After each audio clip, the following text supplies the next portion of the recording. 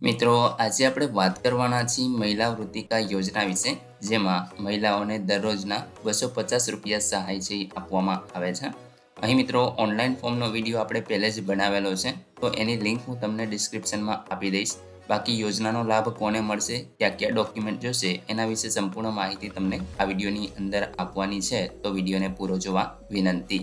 જો તમને વિડીયો ગમે તો લાઈક કરજો, તમારા મિત્રો સુધી શેર કરજો અને ચેનલને સબસ્ક્રાઈબ કરી લેજો, જેથી આવી કોઈ પણ માહિતી આપ સુધી પહોંચતી રહે. તો ચાલો શરૂ કરીએ. તો મિત્રો, આપણે વાત કરીએ છીએ મહિલા તાલીમાર્થીઓને વૃત્તિકા એટલે કે સ્ટાઇપન્ડ માટેની યોજના વિશે. આ યોજના હેઠળ બાગાયતી પાકોના મૂલ્યવર્ધન, કેનિંગ અને કિચન ગાર્ડન વિષય પર તાલીમ છે એ આપવામાં આવે છે.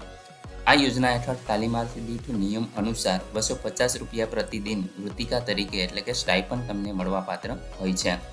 ત્યાર પછી મિત્રો આગળ વાત કરીએ તો તાલીમ કેટલા દિવસ તમને આપવામાં આવે છે. તો આ યોજના હેઠળ અરજદારને 2 અને 5 એમ 2 તાલીમો છે, એમાંથી કોઈ પણ એક તાલીમ તમારે સિલેક્ટ કરવાની હોય છે. તો એ પ્રમાણે તમને તાલીમ છે એ આપવામાં આવશે. તાલીમ વર્ગમાં તાલીમાર્થીઓની સંખ્યા ઓછામાં ઓછી 20 અને વધુમાં વધુ 50ની રહેશે. એટલે કે મિત્રો એક બેન્ચ હોય છે, જેમાં 20 અથવા તો એનાથીને ઓછી મહિલાઓ હોય તો ત્યાં સુધી તાલીમ ન આપે. 20 થઈ જાય અથવા તો એનાથીને વધારે એટલે કે 50 જેટલી જે મહિલાઓ હોય તો એમને અહીં આગળ તાલીમ છે એ આપવામાં આવે છે. આ યોજના હેઠળ તાલીમનો સમય દૈનિક ઓછામાં ઓછો 7 કલાકનો રહેશે. એટલે કે મિત્રો તમે 2 દિવસની તાલીમ લ્યો તો પણ તમને 7 કલાક બોલાવવામાં આવશે.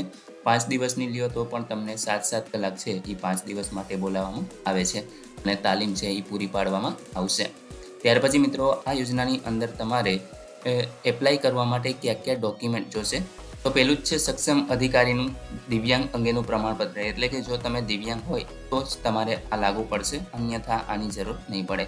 આધાર કાર્ડની નકલ ફરજિયાત છે. બેંક પાસબુકની નકલ તમારે ફરજિયાત આપવાની છે અને રેશન કાર્ડની નકલ અવશ્ય તમારે આપવાની રહેશે.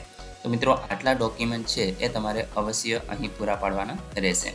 તો મિત્રો આશા રાખું છું કે આ વિડીયોની અંદર તમને તમામ માહિતી મળી ગઈ છે. તેમ છતાં પણ કોઈ પ્રશ્ન હોય તો તમે કોમેન્ટ દ્વારા પૂછી શકો છો. વિડીયોને લાઇક કરજો, તમારા મિત્રો સુધી શેર કરજો અને ચેનલને સબસ્ક્રાઈબ કરી લેજો, જેથી આવી કોઈ પણ માહિતી આપ સુધી પહોંચતી રહે.